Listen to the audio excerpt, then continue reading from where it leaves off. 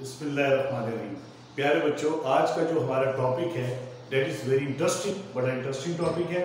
आज हम पढ़ेंगे कोवलेंट बॉन्ड और टाइप्स ऑफ कोवलेंट बॉन्ड पढ़ेंगे। जैसे कि मैंने पिछले लेक्चर में मुख्तसर से आपको बताया था कि कोवलेंट बॉन्ड क्या होता है। तो आप जानते हैं कि कोवलेंट बॉन्ड जो होता है एक ऐसा बॉन्ड होता है जो दो एटम्स के दरमियान इलेक्ट्रॉन्स की म्यूचुअल शेयरिंग से बनता है। तो जब दो एटम्स एक दूसरे के करीब आते हैं, अप्रोच करते हैं, come close to each other, तो उनके दरमियान अट्रैक्टिव फोर्सेस भी पैदा होती हैं और रिपल्सिव फोर्सेस भी पैदा होती हैं। जो जो करीब आते जाते हैं अट्रैक्टिव फोर्सेस भी बढ़ती जाती हैं, रिपल्सिव फोर्सेस भी बन जाती हैं। तो जब अट्रैक्टिव फोर्सेस जो होती हैं वो रिपल्सिव फोर्सेस के ऊपर क्या होती है, डोमिनेट कर जाती है, तो मॉलिक्यूल क्या होता है वो स्टेबल हो जाता है, उसकी एनर्जी क्या होती है, लोएस्ट हो जाती है। ठीक है, लेकिन अगर रिपल्सिव फोर्सेस जो होती हैं वो अट्रैक्टिव फोर्सेस के ऊपर डोमिनेट कर जाएं तो फिर क्या होता है कि वो एक दूसरे से दूर दूर हो जाते हैं, फिर उनके दरमियान कोई बॉन्ड नहीं बनता, कोई मॉलिक्यूल नहीं बनता, there is no bond formation. तो बेटा कोवलेंट बॉन्ड है तो है एक type of chemical bond which is formed between two atoms by the mutual sharing of electron। ठीक है, ये म्यूचुअल शेयरिंग ऑफ इलेक्ट्रॉन से होता है। लेकिन बेटा हमारा आज का जो मेन टॉपिक है वो है टाइप्स ऑफ कोवलेंट बॉन्ड। तो बेटा कोवलेंट बॉन्ड के हम टाइप्स पढ़ेंगे। सबसे पहले हमारी आज की जो टाइप है पहली वो है सिंगल। आज का जो हमारा पहला टॉपिक है वो है single covalent bond, single covalent bond. ठीक है बेटा, सिंगल कोवलेंट बॉन्ड क्या होता है बेटा, ऐसा कोवलेंट बॉन्ड या कोवलेंट बॉन्ड की वो टाइप जिसमें बॉन्ड बनाने वाला हर एटम एक एक इलेक्ट्रॉन कंट्रीब्यूट करता है। जब वो दोनों एटम्स एक एक इलेक्ट्रॉन कंट्रीब्यूट करते हैं तो दोनों एटम्स के दरमियान एक बॉन्ड पेयर बन जाता है और उस बॉन्ड पेयर की वजह से बनने वाले बॉन्ड को हम सिंगल कोवलेंट बॉन्ड कहते हैं।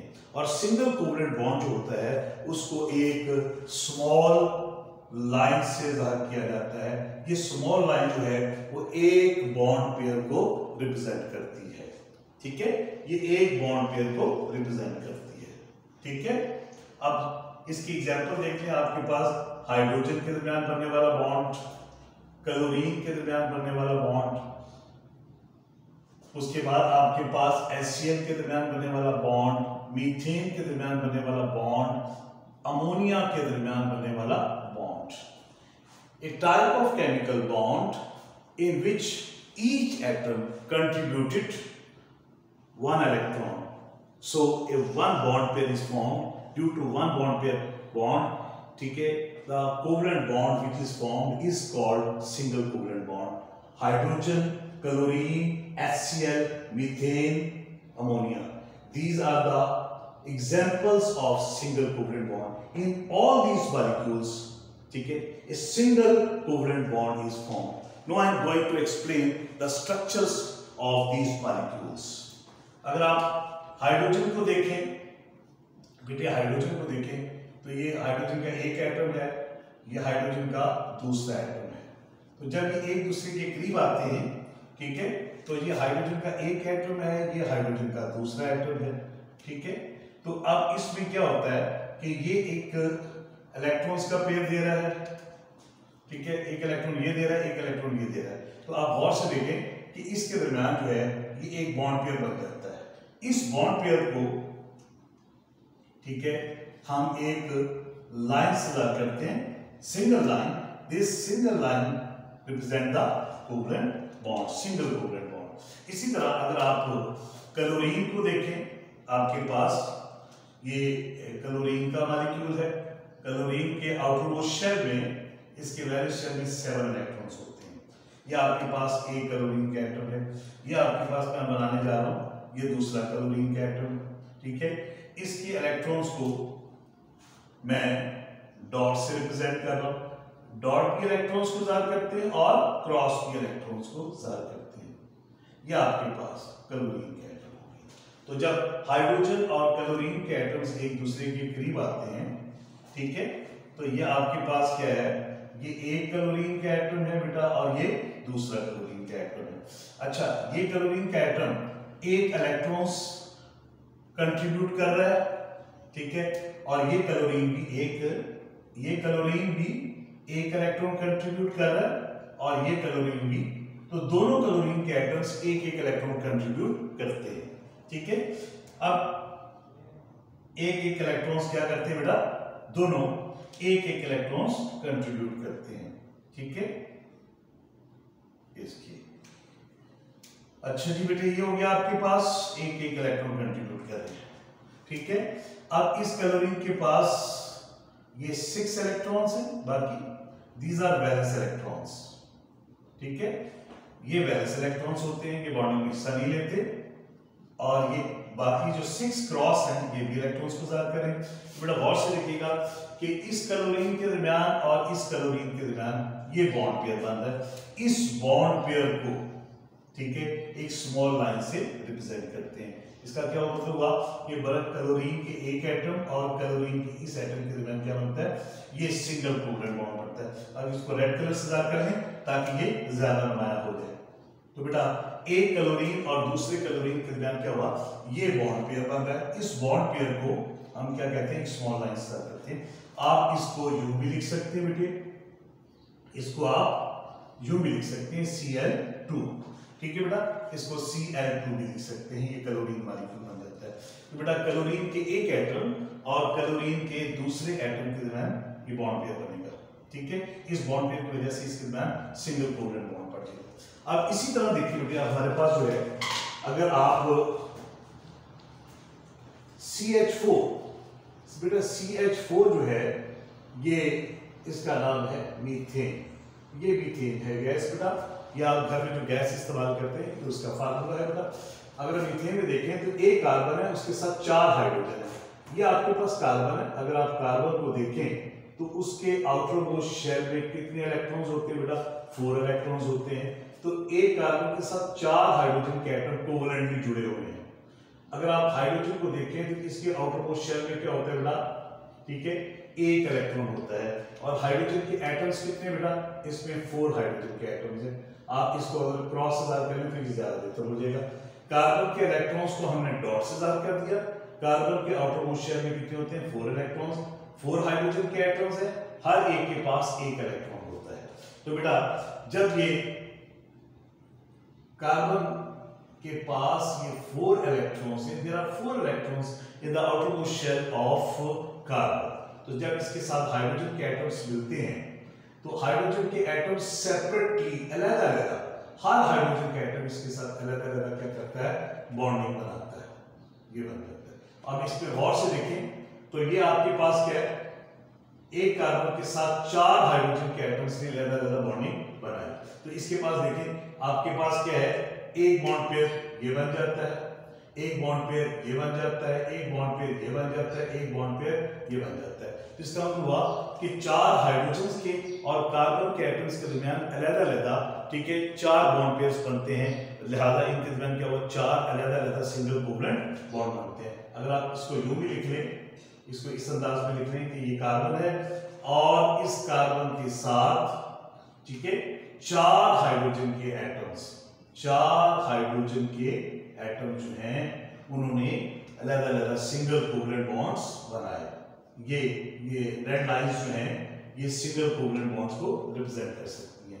तो बेटा आपने देखा कि मीथेन के अंदर 4 कार्बन एटम्स के साथ जो है वो एक कार्बन एटम के साथ क्या होता है, 4 हाइड्रोजन के एटम्स ने क्या बनाया हुआ बेटा, सिंगल कोवलेंट बॉन्ड बनाया हुआ है। तो भाई ये भी एक सिंगल कोवलेंट बॉन्ड की एक एग्जांपल थी। इसी तरह आप एक एग्जांपल और ले लें, अगर आप उसको देखें NH3 जो बेटा इसका नाम क्या है, अमोनिया है। अगर आप इसको देखें तो ये आपके पास अमोनिया है। अमोनिया में देखें एक नाइट्रोजन के साथ क्या है, 3 हाइड्रोजन के एटम कोवलेंटली जुड़े हुए हैं। अगर आप नाइट्रोजन को देखें तो नाइट्रोजन जो है ये पीरियोडिक टेबल के 15 ग्रुप से ताल्लुक रखता है, या इसको पुराने पीरियोडिक टेबल के मुताबिक देखें तो सिर्फ 5A ग्रुप से भी कह सकते हैं।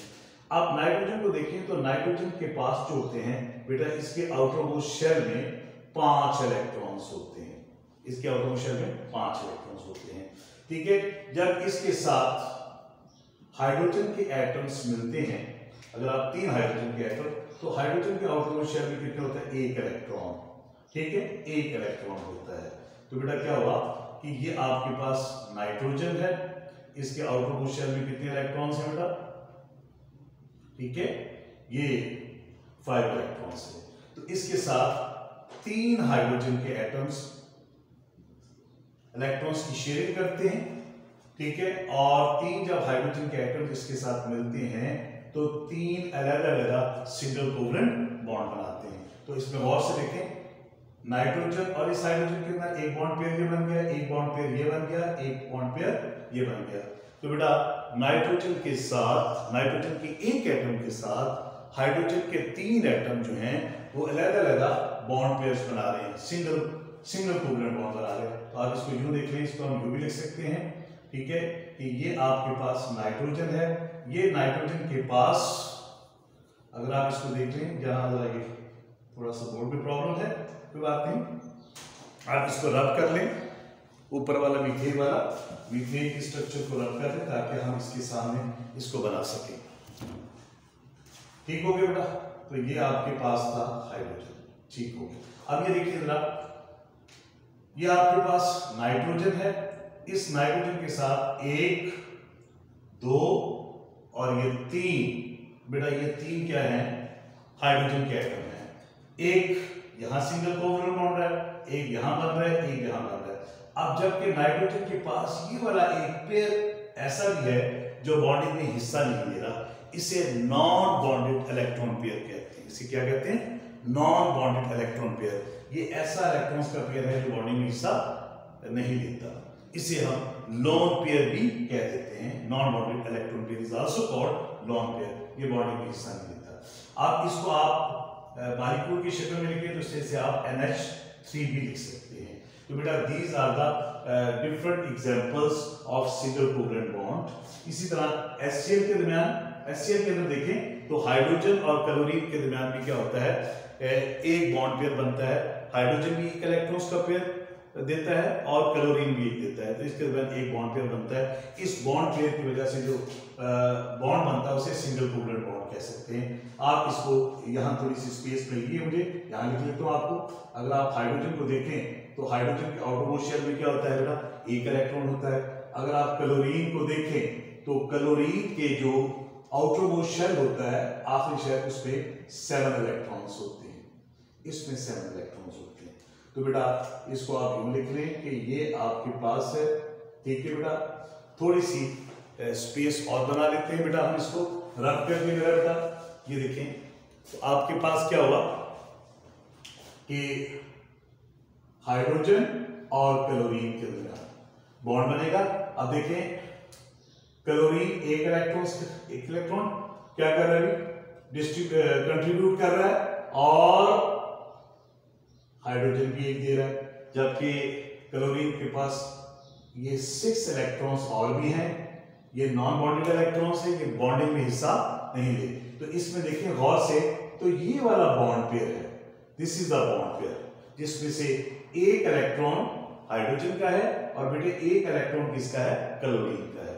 आप इसको यूं भी लिख सकते हैं बेटा, और आप इसको यूं लिख लें कि ये हाइड्रोजन और क्लोरीन के दरमियान ये वाला जो बॉन्ड पेयर है, इस बॉन्ड पेयर को हम एक शॉर्ट लाइन से जाहिर करते हैं। ये जो शॉर्ट लाइन है, it represent the single covalent bond. Once again I am going to repeat the definition of single covalent bond, a type of covalent bond in which each bonded atom contributed 1 electron, so 1 bond pair is formed. Due to 1 bond pair bond, the bond which is formed is called single covalent bond. There are many examples of single covalent bond, only few examples are given here. Hydrogen molecule, chlorine molecule, HCl, methane, ammonia. These are the examples of single covalent bond. तो बेटा अगले lecture में इंशाल्लाह ताला हम double और triple covalent bond को discuss करेंगे। Thank you.